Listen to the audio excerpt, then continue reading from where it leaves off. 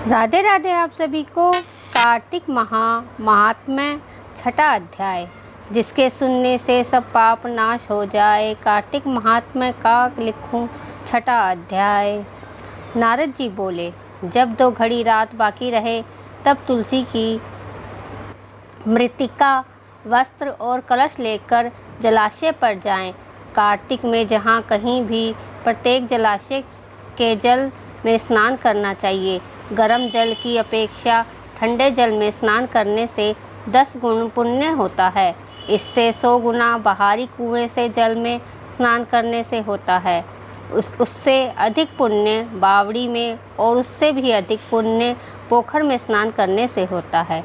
उससे 10 गुना झरने में और उससे भी अधिक पुण्य कार्तिक में नदी में स्नान करने से होता है।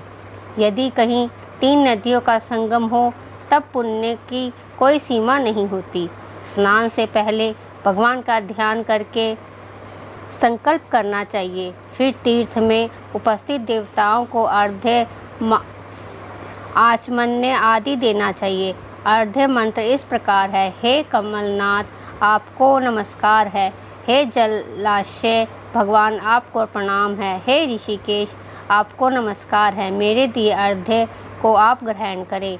वैकुंठ, प्रयाग तथा बद्रिका आश्रम में जहाँ कहीं भगवान विष्णु गए वहाँ उन्हें 3 प्रकार से मेरी रक्षा करते रहें।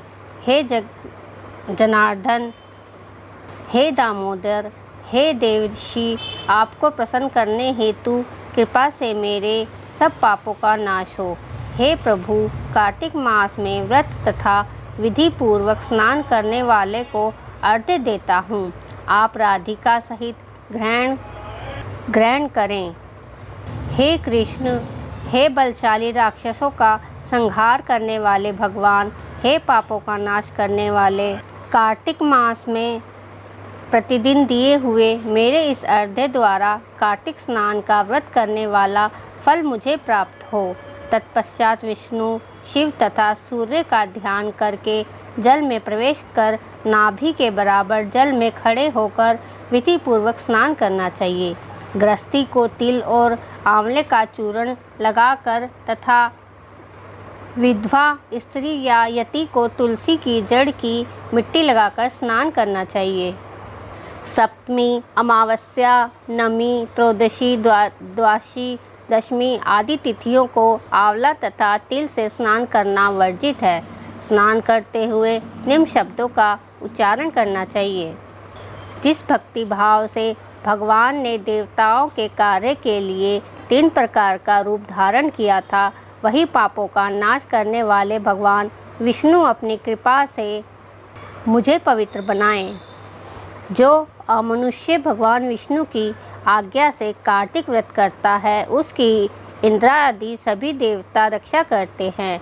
इसलिए वह मुझको पवित्र करे। बीजों, रहस्यों तथा यज्ञों सहित वेद के मंत्र, कश्यप आदि ऋषि, इंद्रा देवता मुझे पवित्र करें।